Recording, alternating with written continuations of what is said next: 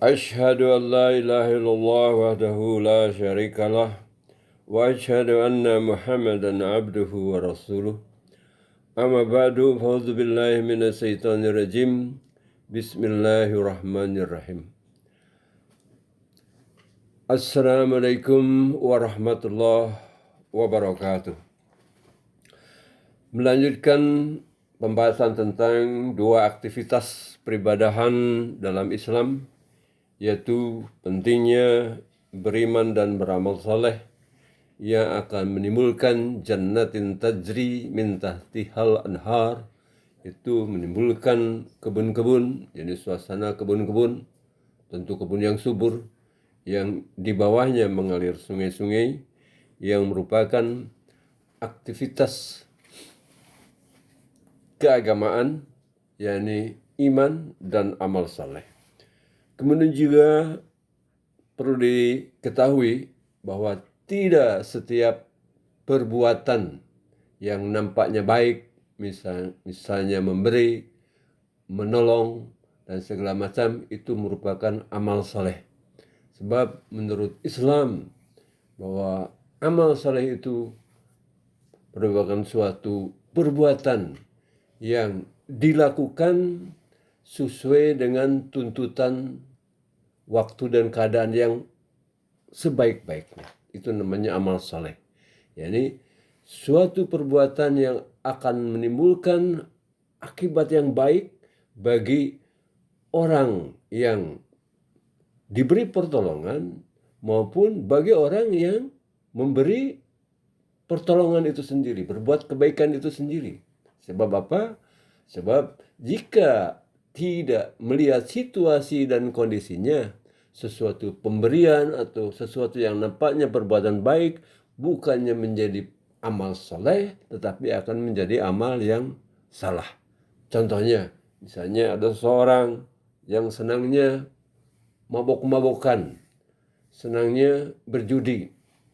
Lalu dia datang kepada kita, minta bantuan untuk melakukan kesenangannya itu, lalu kita berikan. Nah, itu bukan amal saleh, itu amal salah. Sebab itu akan menjerumuskan. Begitu juga ada seseorang miskin yang betul-betul miskin, sangat membutuhkan pertolongan. Lalu kita memberikan bantuan, tapi dengan bersungut-sungut, dengan menggerutu, dengan cara yang kasar, misalnya dilemparkan, lalu diberikan, tapi juga dengan diberi kata-kata yang menyakitkan. Itu juga bukan amal soleh. Jadi yang namanya amal soleh menurut Islam itu harus memberikan efek yang baik itu kepada si pemberi bantuan, si pemberi kebaikan, maupun kepada orang yang diberi pertolongan. Atas dasar itulah Allah SWT telah berfirman, A'udzubillahi minasyaitonirrajim, Masalul ladzina yunfiquna amwalahum fi sabilillahi kamasalil habbatin anbatat sab'a sanabila fi kulli sunbulatin mi'atu habbah wallahu yudha'ifu liman yasha'u wallahu wasi'un alim. Tamsil atau misal orang-orang yang menafkahkan harta mereka di jalan Allah adalah seumpama menanam sebuah biji kebaikan. Lalu biji itu menumbuhkan 7 bulir. Satu biji menumbuhkan 7 bulir. Dan pada setiap bulir itu terdapat 100 biji. Jadi satu biji 7 bulir, setiap bulir ada 100 biji. Artinya dari 1 menjadi 700 biji. Dan Allah melipat gandakan ganjarannya bagi siapa yang dikehendakinya. Dan Allah maha luas pemberiannya, maha mengetahui. Nah, pelipat gandaan ini sebagaimana pernah dijelaskan juga sebelumnya, tidak selalu dalam bentuk barang yang sama. Bisa saja berbentuk pahala dalam bentuk yang lain, tetapi nilainya sama, yaitu menjadi 700 kali lipat.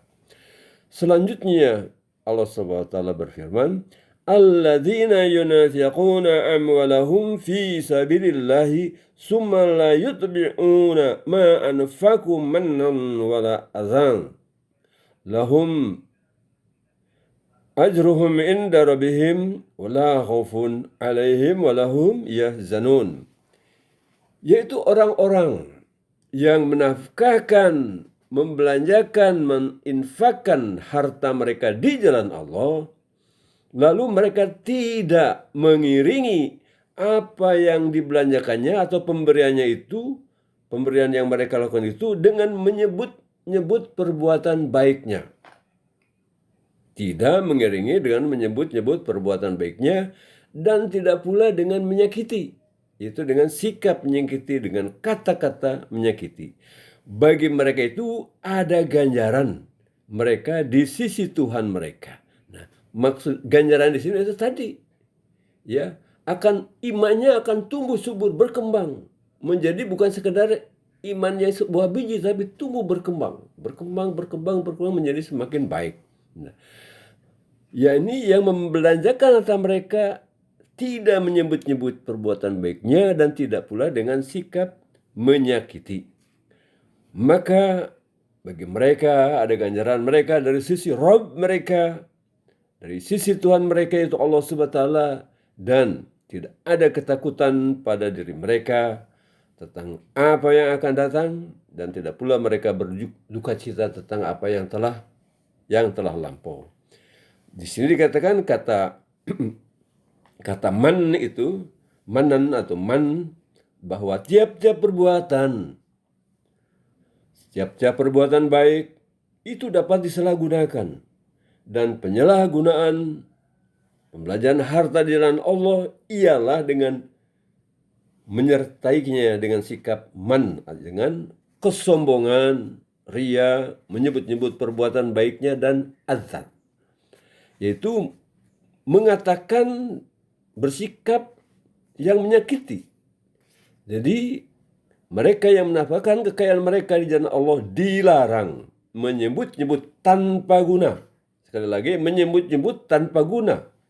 Bukan berarti sama sekali dilarang.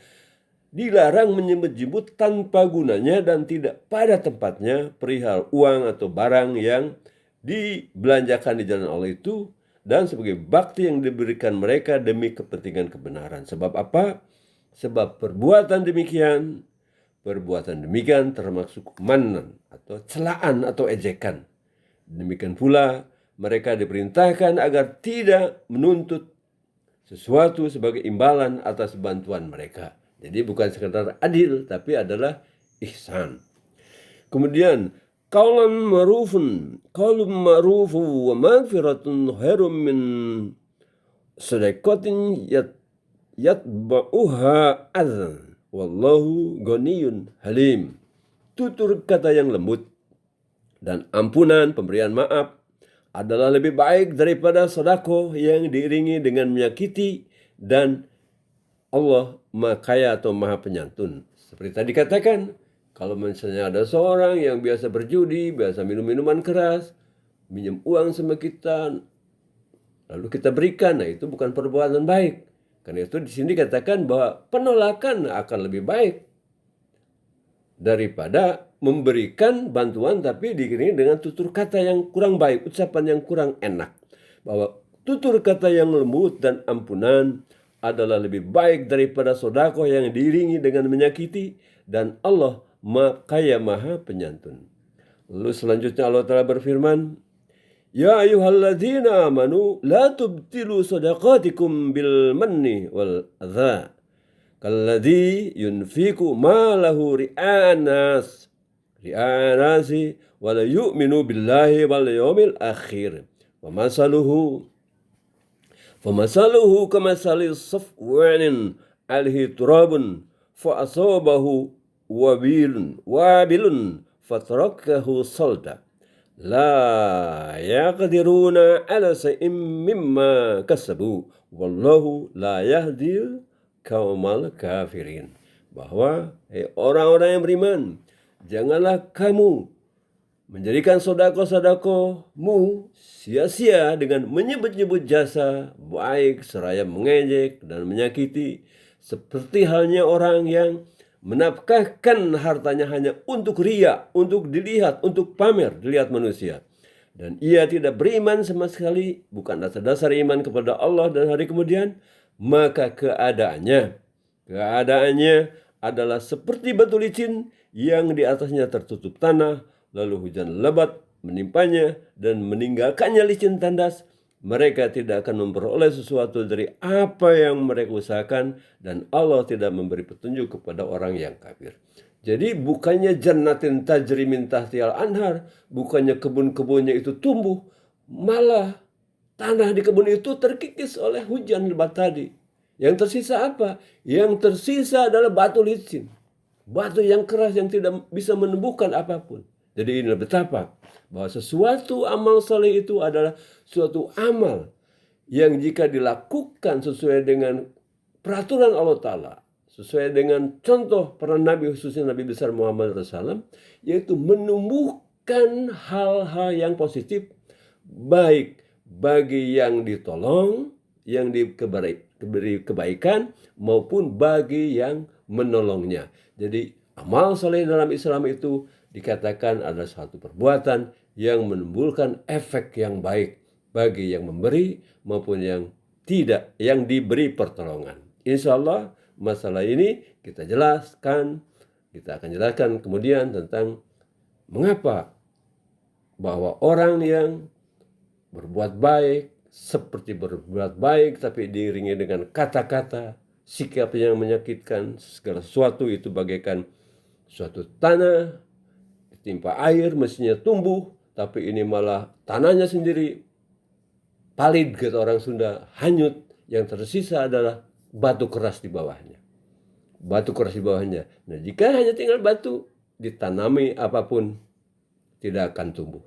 Assalamualaikum warahmatullahi wabarakatuh.